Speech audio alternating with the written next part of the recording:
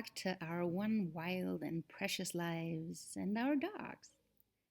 Today, I want to talk about core beliefs and confirmation bias. These are two things I've been thinking quite a lot about as I live in Mexico and talk to my Mexican friends. Let's start with the definition. A core belief is something that you don't question. You just assume that this is true. You may have learned that in your childhood, and it may have been solidified throughout your life experiences. You may have learned it from your parents, from your teachers, from the media surrounding you. For example, one core belief that I encounter quite frequently in the people around me is that Mexico is dangerous, or the world is dangerous, or the environment is dangerous, or people are dangerous. Confirmation bias is a cognitive bias that we all have. So there's a lot of cognitive biases that are fundamentally human. That is to say, we all share them. It just differs what we apply them to. For example, the confirmation bias would apply to our core beliefs. Here's a simple definition that I found on Wikipedia that I think is pretty good. Confirmation bias is the tendency to search for, interpret, favor, and recall information in a way that confirms or supports one's prior beliefs or values.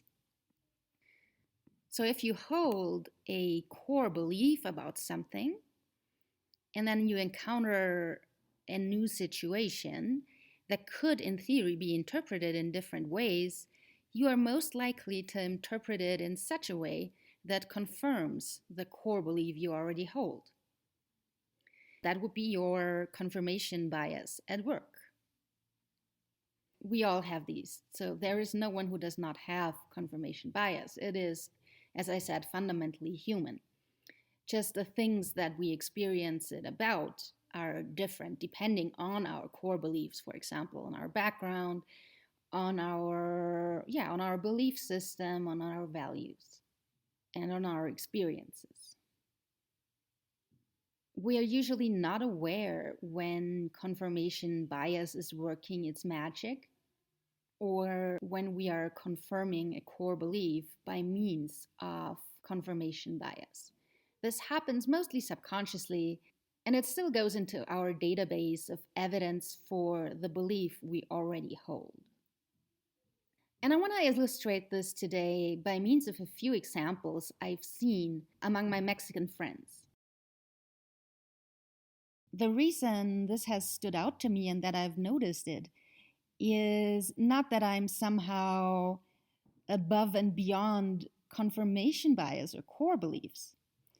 It's simply that my own core beliefs are different than theirs. So I notice our tendency to interpret certain events and situations differently.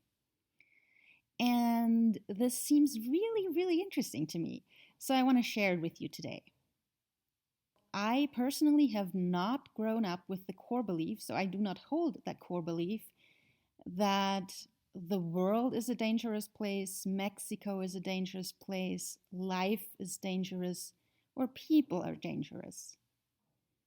I approach people, life, the world, and Mexico fairly neutral, or maybe neutral/positive.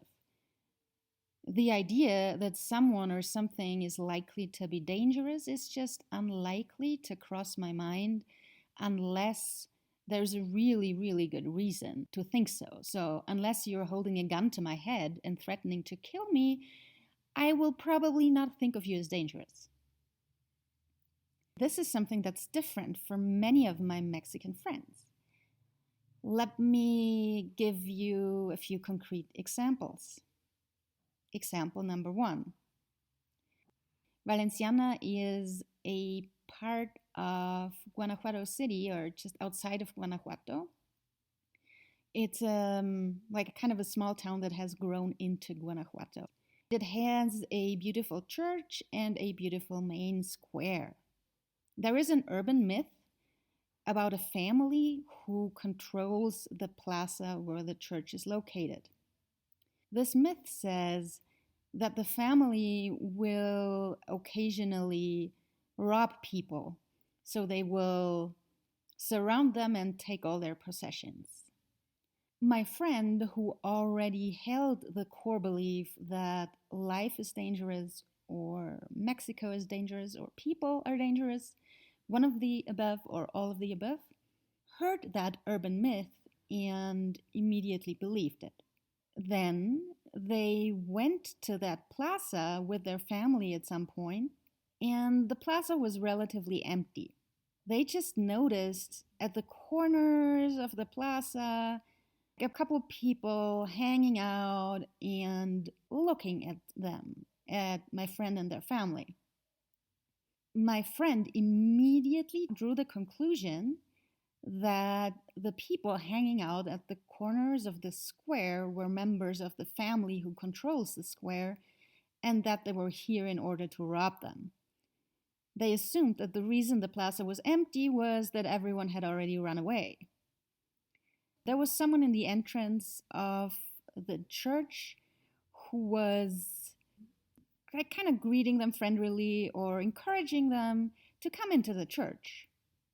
My friend interpreted this as this person in the entrance of the church is also aware that we're about to get robbed, so they are telling us to come into the church for safety and hide there. So my friend told their family, who may not have known about this urban legend, we need to run now, we need to run and hide in the church. So they all ran into the church and hid out there for a while, and nothing bad happened to them. So confirmation bias kicked in for my friend, and they said or thought to themselves, well, nothing bad happened to us because we interpreted the situation correctly and ran away in time. We stayed safe because we hid in the church. Otherwise, we would have been robbed. Now, let's look at an alternative interpretation of the same situation. This alternative interpretation is the one that I personally would likely have come up with if I were in that same situation as they were. I'd have come to the square in order to check out the square. It would have been relatively empty. I may not even have noticed it, or I may have thought, well, it's too hot, so there are not many people out, or, well, it's a Tuesday, it's a work day, not a touristy weekend, so obviously I have the square pretty much to myself. Or it looks like it's about to rain, so people aren't really out. Very neutral, innocent explanations. And the people hanging out in the corners of the square, well, there's just people hanging out. There's people hanging out everywhere. I wouldn't have given that a second thought. Why wouldn't they watch me? If I were hanging out in the corners of a square, I would also be people watching. That does not have any negative connotations for me. Then the person in the entrance of the church who is maybe gesturing to me to come in, I'd likely have assumed that there may be a guide who wants to get paid, or they're a local who's very proud of the church and wants me to explore it from the inside too. I would probably not have gone into the church because I don't like going into churches. I assumed that nothing bad would have happened, and I would have taken the bus back to the center of Guanajuato City and moved on with my life. No negative core belief of mine about people, Mexico, the world would have been confirmed. Instead, if at all, my core belief that generally people are nice and good and it's a safe place to live would have been confirmed because nothing bad would have happened. Of course, this is hypothetical. So I don't know if that's what would have happened. And just as my friend doesn't know if they would have been robbed, they're just very convinced that this would have been the case. But they can't know that for sure because they did not stay out in the plaza and they didn't wait to be robbed. So their interpretation of the situation really isn't any more substantial or any more supported by facts than my own. All right, example number 2. You actually heard that on the interview a couple weeks ago. After having lived here for over a decade, my housemate only went up to Cerro del Cuarto once in his life. He had heard that Cerro del Cuarto was dangerous, so he had avoided it so far. And then he went up there, and he immediately felt that everyone was staring at him and that they were recognizing him as an outsider. He fled into a store to feel safer, just like this other friend fled into the church. And then my housemate left Cerro del Cuarto and never went back up there. Now, the interesting thing is that when I lived in the center of Guanajuato City, which was for about a year or even a little more than a year, I went up to Cerro del Cuarto every single day, at least once. Cerro del Cuarto is my favorite barrio in Guanajuato City. All my dog walks led me through Cerro del Cuarto, and I would also often just hang out at one of those. There's this open space, relatively random in the middle of that barrio, where there are soccer goals and basketball hoops and kids riding their bikes and free roaming dogs running around. And people sometimes will put out their chairs and desks and have family gatherings, probably because their houses are too small to fit everyone. So I would often hang out there with my dog and a good book for hours and read and people watch and enjoy and also connect with people. For example, there was this little girl who'd come up and sit down next to me and talk to me, and she told me that she really, really wanted a dog, but her parents didn't let her. So I tell her, yeah, I know that feeling very well. As I was growing up, I also really wanted a dog, and my parents didn't let me. And we connected about these things. And then there was this other guy who had an Akita puppy. So we talked about his Akita puppy, and he helped me out with a training exercise I was doing with game. Again, we connected and we talked about his uncle who was training Malinois for a private security company. So I had some great conversations up there. People knew me. Initially, of course, I was new, and people would look at me. But I did not conceive that as a threat, because why would I? If someone is new in my neighborhood and it's a small neighborhood or a tightly knit neighborhood where you usually know everyone, of course you notice if someone like an outsider is coming in for the first time and you haven't seen them before. And you're curious, so you'll observe them. I don't see anything negative about that. That does not feel threatening to me at all. And this is where I start building relationships with the people as I'm entering a new space. For example, I'll greet them, I'll smile at them, I'll compliment them on their dogs. Like there's one store, and the owner of the store had a German Shepherd, a free roaming dog, and I'd sometimes compliment that owner on their dog, and they would compliment me on mine. Then there were two senoras who sold orange juice, and it's freshly squeezed, really delicious.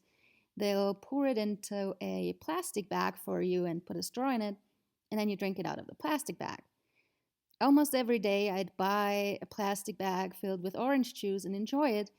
And as I'm buying it, I'd stop and chat a little bit with them. So these are other connections that I made. Then there was also a bakery up there, and that's where I'd usually go to buy my bread or my sweetbreads, my donuts. The bakery people also soon knew me and smiled when they saw me coming because I'm this person with this dog, right? And I'd also always have my dog, for example, hold a sit stay outside the bakery. And well, of course that draws attention because not everyone walks through places with a dog like this and practices certain things. Then there was a little store where I used to buy my milk, my eggs, and sometimes my bolillos. And again, I would have game hold a sit stay outside as I entered the store. And we just talk about all kinds of stuff. Game was often a catalyst for starting a conversation, or I would compliment the owners of that store because sometimes they would also sell something they had baked. So I would buy it and try it and then compliment them on it. And then the next time I saw them, so we had conversations about dogs and about food, about the weather, about life, about politics. I very soon felt very welcome up there. And Cerro del Cuarto has cobblestone streets. Cars tend to drive slowly, children play in the streets, and cars are making sure not to run over children or dogs. So there's a lot of life happening up there, and it's not touristy life, it's local life. It feels very real, and I just joined that life. I was being part of it, and it felt good. I never felt threatened by anyone or anything up there. I wouldn't call these people friends. I'd call them neighbors and acquaintances, but you'd stop and talk about stuff. For example, the person who had a Saint Bernard told me about their previous dog, who was, I think, a pit bull mix. And they tended to, the moment you opened the door, the dog would bolt and run away. And he'd let them, but at some point the dog wouldn't come back anymore, and they lost the dog. And it was very sad. So now the Saint Bernard is confined to the roof of their house because they don't want to lose another dog. So we talk about things like that. Yeah, so I met a lot of really, really nice people up there, and there was nothing bad whatsoever about them. I also used that open space where I was reading books to train my dog. There was a swing set, but the swings had kind of fallen off and rusted off. And so I would attach a bite pillow on a bungee cord to that and train Game to bite the bite pillow. And people would observe me, and then they would sometimes start talking to me because they found it really interesting how I was working with my dog, and I always liked talking about my dog. So you have those connections, you have those little conversations, and at the same time, if and when you want to, you just read your book, and everyone knows that's a sign that you are currently busy and not up for talking. And of course, you have the teenagers hanging out in the street in their I am oh so cool clothes and looking at you, checking you out, whatever. Like the same thing that happens in Austria or in any place at that age. Teenagers just behave that way. That doesn't mean that they're dangerous, they're just being teenagers, hanging out at street corners, drinking beers, smoking. Nothing about this was threatening to me. So, same place, very different experience between me and my housemate. Another example. A friend went to Guadalajara a couple weeks ago, and then they came back and told me about their experience there. Guadalajara is one of the biggest cities in Mexico. So it's a big city, much bigger than Guanajuato, and this friend of mine lives in Guanajuato. So they're used to a smaller place. Guadalajara, it's a booming industrial city. It has a university. There's a lot going on there, and many people, I think, are fond of it. So my friend was going there in order to think about taking a job and to get to know the city. They come back. I ask them, well, so what was it like? And among other things, they tell me that in Guadalajara, people don't trust you. And if you're walking down the street, there are many parts of it that are dangerous. And in order to confirm this statement, because I usually ask, oh, really? Like, how could you tell, or how did you know? They told me about an experience they had.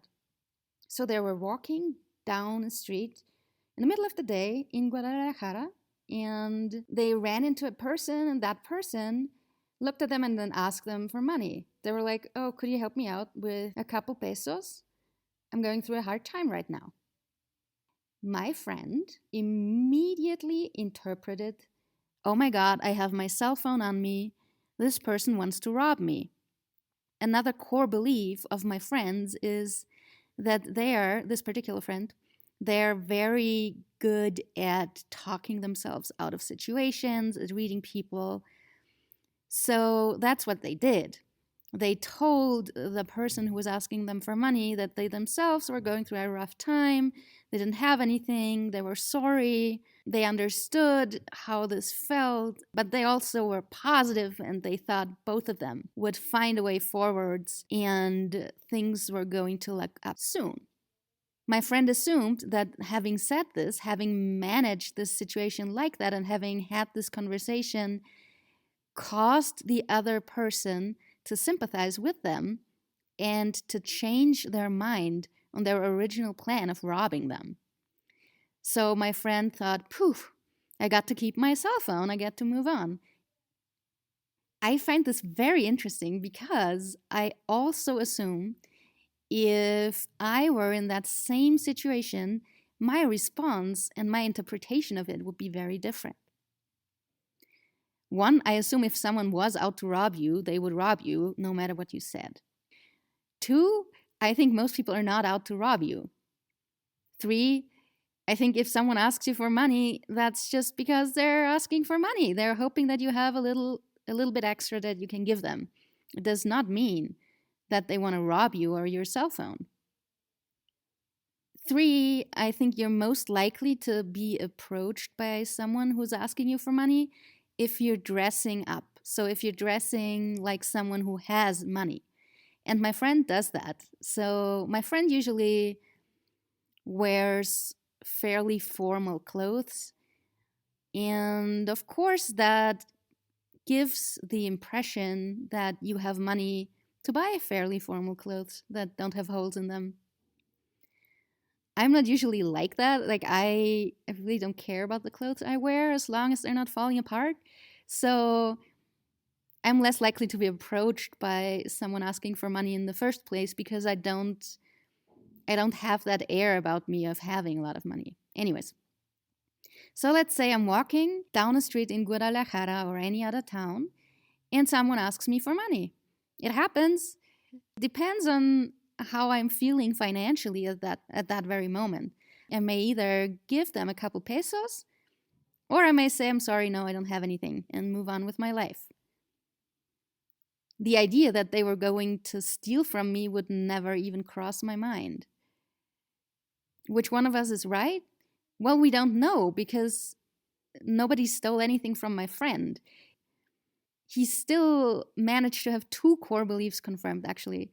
One is that people are out to get you, and the other one is that they themselves are a good communicator who managed to talk themselves out of that situation. We will never know what this person's intentions were in the first place, like the other person who asked for money, because, well, nobody got robbed, and it's all good. I am assuming, but of course that is just as much an assumption as my friend's assumption would have been that I wouldn't have gotten robbed either, even though I wouldn't have tried to talk myself out of the situation. I would have been super straightforward, as in either, here, go ahead, there's 10 pesos, or I'm sorry, I don't have anything either, or 20 pesos or 50 pesos. It depends. It really depends on my own personal financial situation, which fluctuates quite a bit. Example number, is it 3 or 4? Well, one of those. Another friend, also Mexican, but from a different town, from a big city. They also live in Guanajuato, but they're originally from San Luis Potosí, which is the capital of the state by the same name, and is also a fairly big city with lots of industry, much bigger than Guanajuato. This Mexican friend also has the core belief that life/people/Mexico are dangerous. And this friend's core belief was confirmed by a story they told me. This friend has another friend who owns a house in a part of Guanajuato that's called San Clemente. And my friend was house sitting for that friend while that friend was traveling to France. My friend lived in a different part of town. They have a car and they commute every day to Puerto Interior, which is a part of Silao. So they live pretty close to the highway that leads to Silao, which is in a different part of the city than San Clemente. So they didn't stay at my friend's house, but just go most days to check on the house and make sure everything was fine. They would drive there, and the house didn't have any parking, so they would park the car at a random street. And they would often only do that after work, so it would already be like getting dark. So it was getting dark, and they're going to their friend's house in San Clemente. They were still relatively new to Guanajuato. Maybe that's also important. I'm not sure. So my friend tells me, well, there was this one time I was driving to my friend's house to check on it, and I was gonna park where I usually do in the street, but I was late, and the street was kind of empty. There's a trash can in the street pretty close to where I usually park my car. And there was a person wearing a hoodie coming out of the trash can right as I was parking my car, and they were staring at me. So my friend is parking their car. The car probably still has the lights on, so it sticks out. It's obvious, you can't miss it. And the person coming out of the trash can sees my friend parking the car, and obviously they look at the stimulus in the environment. My friend immediately went to a threat mindset. So they thought, this is not normal behavior. The person coming out of the trash can wearing a hoodie, why would they do that? And also they're staring at me. That does not seem right. That seems dangerous. So they started their car again and they left. And they did not check on the house that day because they thought it would be too dangerous to get out of the car there. The reason they told me this story was to make the point that Guanajuato is dangerous. So I listened to that story, and at that point, I also happened to be wearing a hoodie. So I pointed that out. I'm like, hey, I'm also wearing a hoodie, just so you know. And it was also getting dark, and we were walking, I think in El Jardín El Cantador together. And I'm like, I'm fulfilling several of the stereotypes you had about this person coming out of the trash can. The only thing I'm not currently doing is I'm not currently coming out of a trash can, but I'm wearing the hoodie and it's getting dark and I'm looking at you. So to me, this story did not give me the feeling that Guanajuato was a dangerous town. Because I see people coming out of trash cans and or wearing hoodies all the time. I wear hoodies myself. I don't usually scavenge in trash cans, but I know people who do. To me, that is perfectly within the range of normal human behavior. Dogs scavenge and people scavenge too. We all do. In Austria, and maybe in some places in the US and Canada, the people who scavenge trash cans are often doing so for ideological reasons. They don't want food to go to waste. In this part of the world, the people who scavenge in trash cans are more likely going to be doing it because of necessity. So basically what they're doing is they're recycling. Mexico has more of a middle class than Guatemala, but still, there are people here who are likely to throw out everything easily, even if it's still good. And then there are people here who don't have a lot. They want to use the stuff that other people have thrown out and that they could still get a year of use out of. For example, clothes or mattresses, stuff like that. Here, trash is not being separated, so that's usually the things people look for. Or electrodomésticos, how do you say that in English? Like something that could be repaired that just stopped working, like say a coffee machine. It stopped working and someone threw it out. And or a TV. A person may find that in a trash can and take it and see if they can repair it, either to use it or to sell it. I don't see anything wrong with that. So this doesn't really stand out to me as unusual or danger-inducing behavior. I haven't scavenged in trash cans myself, but I've scavenged other things in the street. And my dog constantly scavenges around trash cans. Scavenging is basically like gathering. We all used to be hunters and gatherers. And if there is any problem with that, then the problem is structural rather than about the individuum. That structural problem would be the necessity for some people to make a living recycling things that have gone into the garbage. But that doesn't make the individual who is doing it dangerous, in my mind. So this was just to give you a few situations to make you think about this a little more. By the way, all the friends I mentioned in this episode identify as guys. So it's not about women feeling this way, it's about people feeling this way. People having negative core beliefs about each other. And the power of confirmation biases, especially when it comes to these kinds of core beliefs. My own core beliefs are different, and I am totally 100% sure that I'm constantly confirming them by means of confirmation bias. I'm just not aware of it because this usually happens outside of your own consciousness. Other people, the people around you, are more likely to see it than yourself, which is why I can see it in my friends, but they can't see it in themselves. And they probably can see it in me, even though I can't see it in myself. I'll have to have a conversation with my friends about this at some point. I'll be curious to see what core beliefs they are able to identify in me. It may be just as interesting as the ones I find interesting in them. Most importantly, before we wrap up this episode, which is really just a loose chain of thoughts on my part on core beliefs, confirmation biases, and examples of how this plays out in Mexico, I want to say that I love my friends. My friends are amazing people, and I'm not trying to criticize them here. I would use myself as an example. I just don't really have one right now. But my friends are amazing, and their core beliefs may as well be right? I don't know.